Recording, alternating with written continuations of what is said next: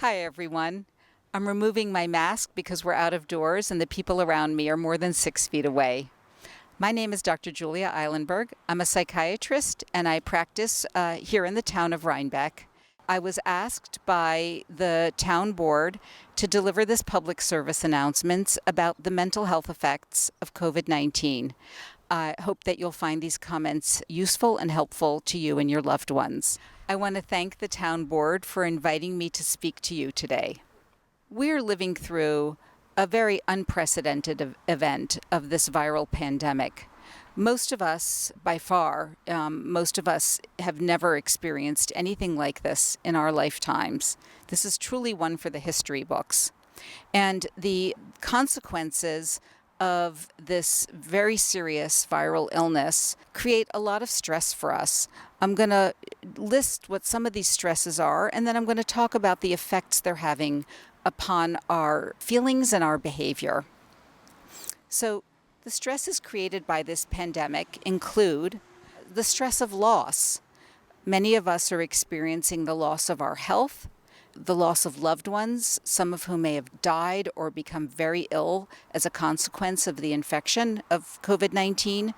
Many more of us are experiencing loss of income and loss of economic certainty. And we are also experiencing the loss of our normal roles and routines. Many people are experiencing disruptions and dislocations. This is particularly true for people who've had to change their living arrangements in order to achieve social distancing or to protect vulnerable loved ones. It's also true of young adults, many of whom have set out into the world to establish autonomy and have found themselves back in their childhood bedrooms. Many people are experiencing profound social isolation. People, especially who were living alone prior to the pandemic, have been spending months living alone with very little social contact. There's also the stress of uncertainty and anxiety about the future.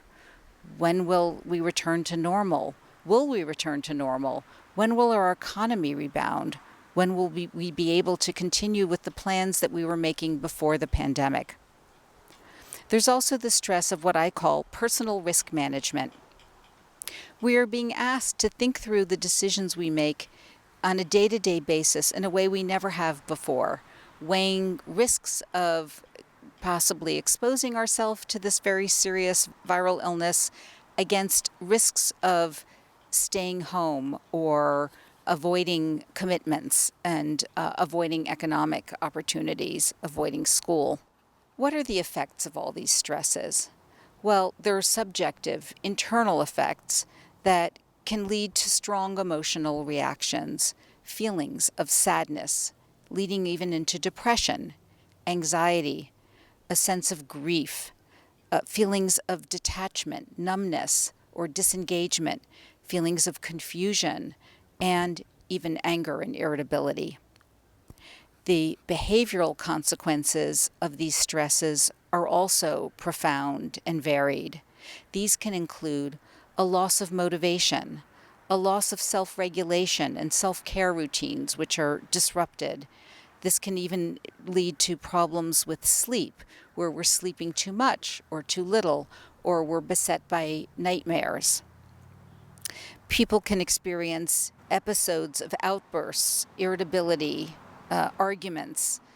People can experience increased substance use, alcohol, and other illicit substances, some of which can be quite dangerous. People can experience boredom, and particularly for young people, this can lead to increase in impulsive behaviors.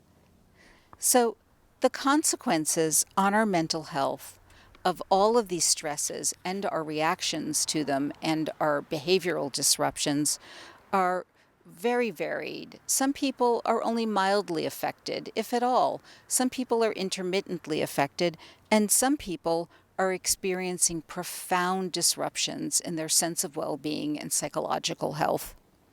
And people can go in between these states where it can be mild and then profound and then mild again.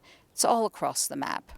Some of the consequences of these disruptions in our feelings and in our behaviors can be increased interpersonal conflict, fighting with the people that we live with, having conflict on social media, having conflict with others in the workplace and in our community.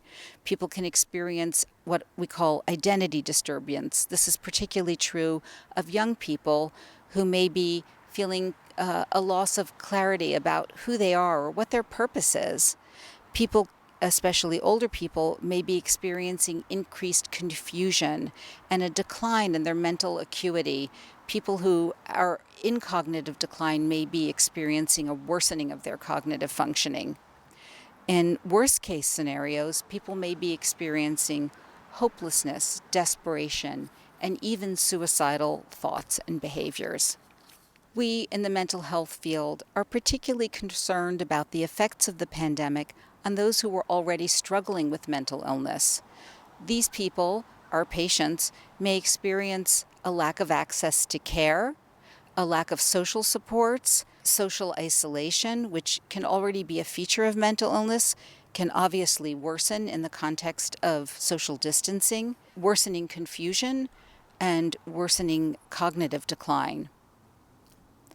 There are some people who, as a consequence of their mental diagnosis, may be experiencing relief from the burdens of normal social and economic demands.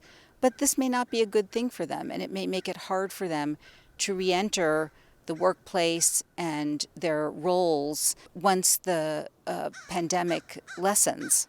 I'd like to make some suggestions of things that you can do to protect your emotional health. I'm going to list a few things that many of my patients and my family and I have found helpful. First and foremost, develop a routine and stick to it. Even if you're not going anywhere, get up, shower, put some nice clothing on, greet the day, set a bedtime for yourself, and try to stick to it. Develop and maintain meaningful roles. If you're no longer working in the same job or going to school in your normal routine, try to develop new routines that give you a sense of purpose and connection to others. Take on new hobbies. Try to do things that contribute to your sense of connection and purpose to the world. Learn to tolerate uncertainty. This is hard for all of us, but the truth of the matter is there's a lot that we don't know about what this virus is about and how it's going to play out in our future. And this makes us anxious, but we can practice saying to ourselves, I don't know. I accept that I don't know. I don't need to have the answers. I encourage everyone to move. I'm not going to use the word exercise because that's a bad word for a lot of people, but movement is so important. As a species, we are meant to be roaming around, and so I encourage everyone to get up and walk around your house, walk outside of your house, go on hikes, engage with the natural world. There's a great relief to be found in nature, and we are blessed to be living in an area where there's an abundance of beauty in nature. I encourage everyone to be informed, to get information, to find the right spot between not too much and not too little information. It's bad to spend too much time dwelling on lots and lots of bad news in the newspapers or in social media, but it's also not the best thing to avoid getting news. You need to be informed. As a corollary to this, it's very helpful to have a curiosity and an intellectual interest in the conditions of this pandemic and the stresses it creates. Being well informed, being curious, and having opinions does a lot to give us a sense of mastery and control over the situation that we're in. Expect that you are going to have bad moments and bad days. These are difficult times. My rule of thumb is the 1 of 3 rule, meaning that 1 day is bad, 2 days are good, or 1 week is bad, and then 2 weeks are good. This is not a strict formula, but it's meant to give everyone a sense of what the cutoff is for when they should be worried about their mental health. If you find that all your days are bad, or most of them, that might prompt you to seek some mental health treatment or support of people around you, or to do something different in terms of your routines and behaviors. Engage in personal risk management. This is a new way of life for us. We cannot stay in a bubble, we cannot stay in isolation, and we cannot stay home forever. We have to go out into the world for our mental health and for some of our other needs. Some of us are required to go out because it's part of our role as essential workers or caregivers.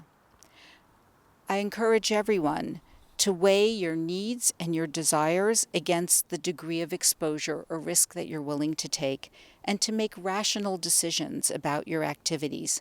Try as much as you can to stick to these guidelines in a consistent way, and, perhaps most important, avoid making judgment about others who may be doing things differently unless they are imminently putting your own health at risk. It's also important during this time to look out for the emotional health of others, of the people who you're connected with, and in the community at large.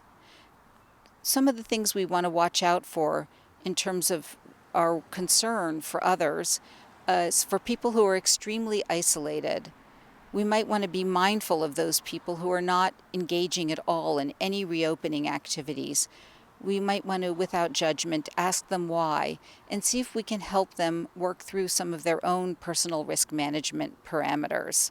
We also want to be supportive and mindful of caregivers. By caregivers, I mean essential workers, medical professionals, and people who are in other kinds of caregiving roles, taking care of loved ones or parents who are at home with children who are not in school. There's a condition called burnout, which describes how stressful it can become to have increased demands in domains where you're taking care of others. How can you support somebody that you know who may be suffering from this kind of burnout? Ask them. They may give you ideas, or talk to each other and see what you can come up with that may be welcome and supportive to them. Many people are neglecting their physical health needs. They're afraid to seek medical care because they think that they may be exposing themselves to COVID-19, but then they're putting other aspects of their medical health needs at risk. How can you help people like this? Can you talk them through it? Can you offer to accompany them to visits? Can you help them engage with their doctors in socially distant and appropriate ways? For our elderly, we are concerned about their isolation, and we need to be concerned about whether they are able to access the support that they need and whether they're experiencing confusion or even disorientation. There's a very sharp divide in this time between people who've been very highly impacted by COVID-19 and the related stresses and people who've not been so impacted. We must be very sensitive and empathic and ask others how they are doing. There may be aspects of their situation that are very different from yours, and they will welcome your concern and curiosity about how they're coping.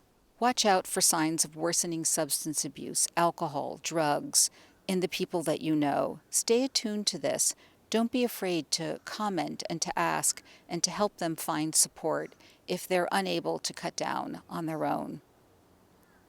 Last, I encourage everyone to avoid making judgments, to stay informed, to engage in clear and science-based personal risk management, to try to stay out of the fray of anger and resentment, and show support and concern for each other. I hope these comments have been helpful to you. I wish you all the best of health.